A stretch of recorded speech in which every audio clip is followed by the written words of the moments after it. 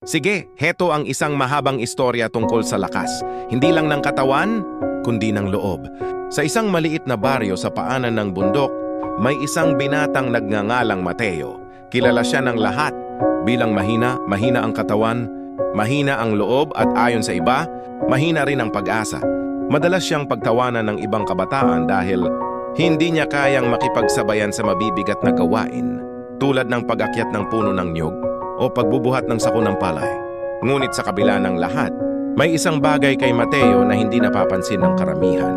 Hindi siya sumusuko. Araw-araw, gumigising siya ng maaga para tumulong sa kanyang ina.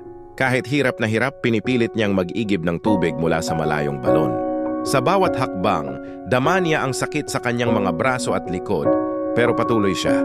Hindi dahil gusto niyang patunayan ang iba, kundi dahil gusto niyang patunayan sa sarili niya na kaya niya. Isang araw, dumating ang isang malakas na bagyo sa kanilang baryo. Bumagsak ang mga puno, nasira ang mga bahay, at maraming pamilya ang nawalan ng tirahan. Sa gitna ng kaguluhan, ang mga taong dati malalakas at maangas ay natakot at hindi alam ang gagawin. Si Mateo, kahit nanginginig, ay kumilos. Tinulungan niyang ilikas ang mga bata papunta sa mas mataas na lugar. Gumawa siya ng pansamantalang silungan gamit ang mga yero at kahoy na natagpuan niya. Kahit sugatan at pagod, hindi siya huminto. Isa-isa niyang tinulungan ang mga kapitbahay, ang mga taong minsan siyang minata. May isang matandang babae na naipit sa ilalim ng bumagsak na sanga. Walang gustong lumapit dahil baka bumigay pa ang puno. Pero si Mateo, kahit alam niyang delikado, ay dahan-dahang lumapit.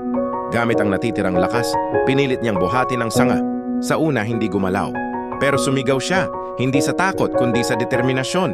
At sa pangalawang subok, gumalaw ito. Nailigtas niya ang matanda. Pagkatapos ng bagyo, unti-unting bumangon ang baryo. At doon napansin ng lahat ang ginawa ni Mateo. Hindi na siya ang mahina, siya ang naging sandigan ng marami. Isang gabi, habang nakaupo siya sa labas ng kanilang bahay, tinanong siya ng kanyang ina, "Saan mo nakuha ang lakas mo, anak?" Ngumiti si Mateo at sumagot, "Hindi po sa katawan nanggagaling ang tunay na lakas. Nasa loob po sa hindi pagsuko kahit mahirap."